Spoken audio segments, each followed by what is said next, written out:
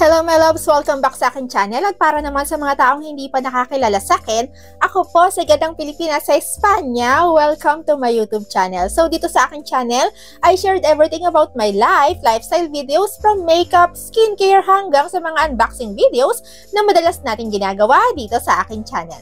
Kaya kung gusto mo yung mga videos na ganoon, please consider to subscribe to my channel at i-click mo na rin ang notification bell para updated ka sa mga future videos ko. Okay, so sa last videos natin, nag-unpacking tayo o nag-haul tayo ng mga bags na binili ko sa Las Rosas. So now, pero Michael Kors yun and Coach. So now naman, etong 2 Guess na paper bag yung ipapakita ko sa inyo kung ano yung laman niya. So yung isa dito ay binili ko sa Las Rosas Village kasabay nung Michael Kors na bag and Coach. And then yung isa naman ay binili ko nung nagpunta kami sa Valencia. So, first, unahin natin tong okay, so ito yung isa sa binili ko sa Las Rosas Village. So, ito siya. So, normally, mahilig talaga ako sa sling bag. Ito, kasi nga maliit ako. So, bihirang-bihira mo ko mapagamit ng mga malalaking bag. Maliban na lang kung may mga marami talaga akong ilalagay. So, ito siya. Ayan siya. And parang ano siya, blush pink din siya. Mahilig talaga kasi ako sa pink eh. So, and then tagalin natin to.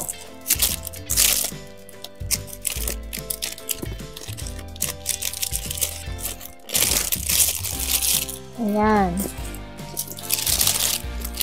And then yung loob niya, yan. Spacious yung loob niya. Kahit na sling bag to, maluwag yung nasa loob niya. Maluwag siya. Bihira mo ako, hindi mo ako mapapabili ng sling bag tapos hindi siya spacious yung nasa loob. Ayan. So, meron siyang 2 compartment. Pero I think dito, ayan, 3. Kasi dito sa gitna, meron din compartment. Okay, so, ayan siya. Kapag nakalagay siya sa aking shoulder. And, spacious siya talaga. Ang dali niyang mabuksan. Hindi mahirap buksan para sa akin. Pero syempre, nasa pag-iingat mo na yon para sa mga magnanakaw. Kung paano mo siya iingatan na hindi mabuksan ng mga magnanakaw. Ayan siya. And then, next naman ay eto. Guess pa rin siya.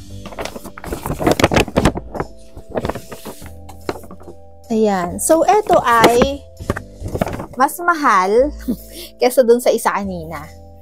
So, medyo mahal siya. Nakita niyo naman, meron siyang kasama na dust bag, no? So, excited ako dito. Why? Kasi, ito talaga yung nagustuhan ko sa Valencia, yung pumasok kami sa Guess. See?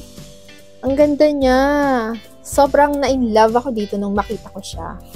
And, yung kanyang hindi ko alam kung ano ba yung material niya, may pagka-Crocs design. Tapos, ayan yung kanyang loob. So, tanggalin natin ito. So, meron siyang kasamang ganito.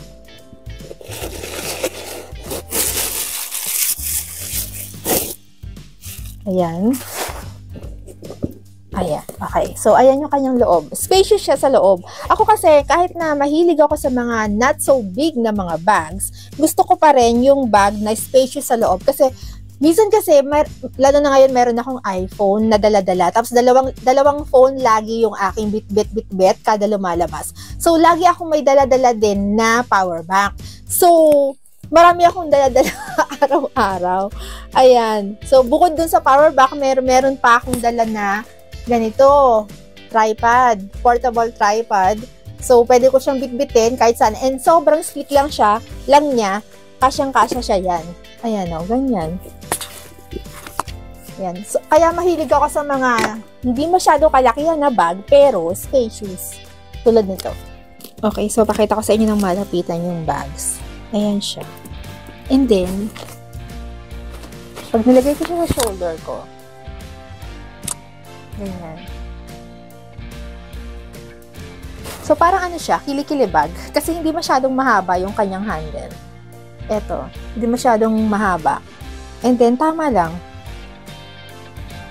Although, hindi masyadong mahaba yung kanyang handle, ito kasi pwede mo pang i-adjust. So, mapapahaba mo siya, depende sa length na gusto mo. So, meron pa siyang adjustable dito, na 3 hole. Ayan. So, dito rin sa kabila, 3 hole yung kanyang adjustable. So, dito kasi, ito kasi yung ginamit ko ngayon, ay nakalagay sa pang-4. So, pwede mo pa yan mapahaba hanggang dito sa dulo na hole.